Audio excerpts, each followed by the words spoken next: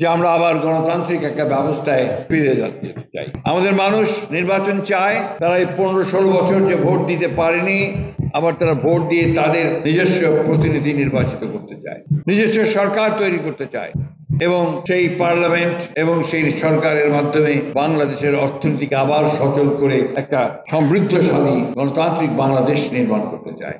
দুর্ভাগ্যক্রমে আমাদের যারা সংগ্রাম করেছেন, লড়াই করেছেন, তাদের মধ্যে অনেকেই বিভিন্ন রকম মত পোষণ করছেন। এটা হতেই পারে গণতন্ত্র। তার জন্য সেটাকে লক্ষ্য করে, সেটাকে কেন্দ্র করে আবার আন্দোলন করার রাস্তায় এটা কোনো মতেই গ্রহণযোগ্য নয়। কারণ যে দাবিগুলো তারা তুলছেন, সেই দাবিগুলো নির্বাচনের পরে যে পার্লামেন্ট গঠিত হবে, সেই পার্লামেন্টেই সিদ্ধান্ত নিতে পারবে। আমরা খুব স্পষ্ট করে বলেছি যে সংস্কার আমরা চাই এবং সেই সংস্কারগুলো শুরু আমরাই করেছিলাম। আপনারা জানেন যে আমি বিভিন্ন জায়গায় বলেছি যে বিএনপির জন্মই সংস্কারের মধ্য দিয়ে। 2078 সালে যখন বিএনপি প্রতিষ্ঠিত করেন শহীদ প্রেসিডেন্ট জিয়াউর রহমান, তখন কিন্তু তার আগে একটা একদলীয় শাসন ব্যবস্থা ছিল, শেখ মুজিবুর রহমান সাহেব করেছিলেন বাকশাল। রাজনৈতিক পট পরিবর্তনের পরে জিয়াউর রহমান সাহেব যখন দায়িত্বে আসেন, তখন তিনি এই একদলীয় শাসন ব্যবস্থা বাকশাল থেকে বহুদলীয় গণতন্ত্রের প্রবর্তন করেন এবং আমরা মাল্টি পার্টি সিস্টেম অর্থাৎ আবার বহুদলীয় গণতন্ত্রে ফিরে যায়। এবং সেই 79 নির্বাচনে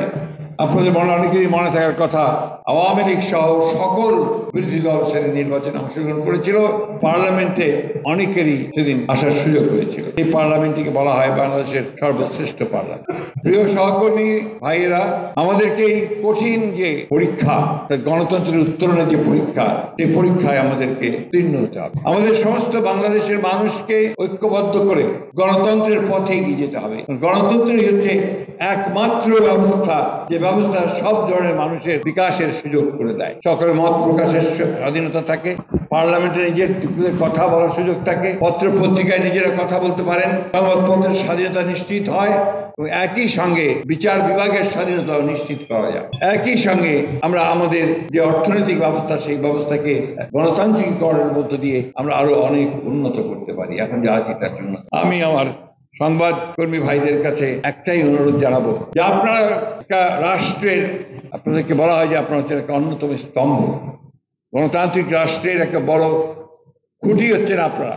আপনাদের বস্তুনিষ্ঠ সংবাদ পরিবেশনের মধ্য দিয়ে এবং বস্তুনিষ্ঠ সমালোচনার মধ্য দিয়ে গণতন্ত্র টিকে থাকে। এটাই হচ্ছে গণতন্ত্রের নিয়ম, সেখানে গণতন্ত্রের সাফল্য।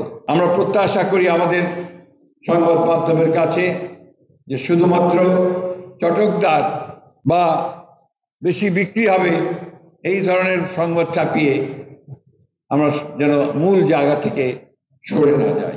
আরেকটি বড় মাধ্যম আজকাল কাজ করে, আপনারা জানেন, এটা হচ্ছে আপনার সামাজিক মাধ্যম অর্থাৎ সোশ্যাল মিডিয়া। এই মিডিয়াতে অনেক অপপ্রচার হয়। এই মিডিয়াতে জনগণকে বিভ্রান্ত করার জন্য অনেক কিছু প্রচার করা হয় যা সত্যের অপরাধ, সত্য থাকে না। সেগুলোকে বাছাই করে নেওয়ার মধ্যে আপনাদের যারা রাজনৈতিক কর্মী আছেন তাদেরকে ভূমিকা পালন করতে হবে।